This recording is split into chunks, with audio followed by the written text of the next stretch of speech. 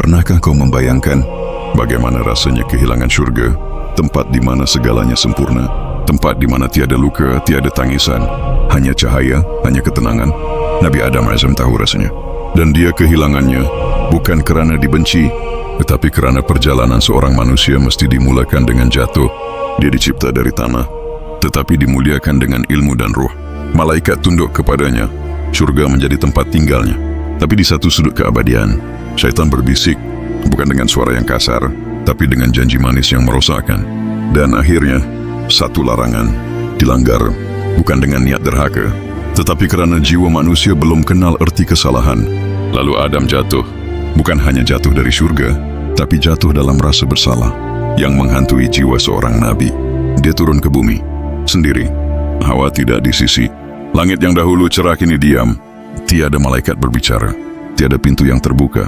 Adam menangis, bukan seperti tangisan biasa, tapi tangisan yang membuatkan bumi menjadi saksi dan langit kembali memandang. Setiap malam, dia sujud di atas tanah keras. Bibirnya mengulang-ulang kalimat itu, Rabbana zalamna anfusana wa illam taghfir lana wa tarhamna lanakunanna minal khasirin. Wahai Tuhan kami telah menzalimi diri kami sendiri. Jika Engkau tidak mengampuni kami dan memberi rahmat kepada kami, nescaya kami termasuk dalam golongan orang yang rugi. Nada semakin mendalam, seolah menembusi relung hati. Air mata terus mengalir. Tahun demi tahun, dia tidak pernah berhenti. Dia tidak pernah putus asa. Dan pada suatu waktu, saat langit kembali terbuka, saat bumi menjadi tenang, Allah menjawab, Dia Maha Pengampun, Dia Maha Penyayang, dan taubat itu diterima. Maka disitulah, buat pertama kalinya dalam sejarah makhluk, manusia belajar bahwa kesalahan bukanlah akhir, tetapi permulaan jalan kembali.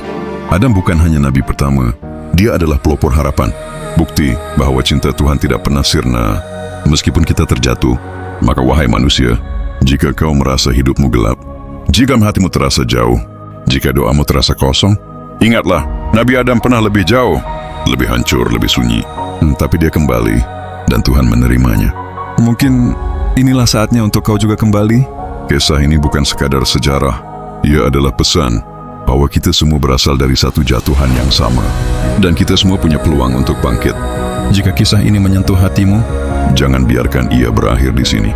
Tekan butang subscribe dan sertai kami menyusuri kisah-kisah agung umat terdahulu yang bukan hanya untuk dikenang, tapi untuk menyembuhkan hati yang terluka dan membangkitkan jiwa yang hampir mati.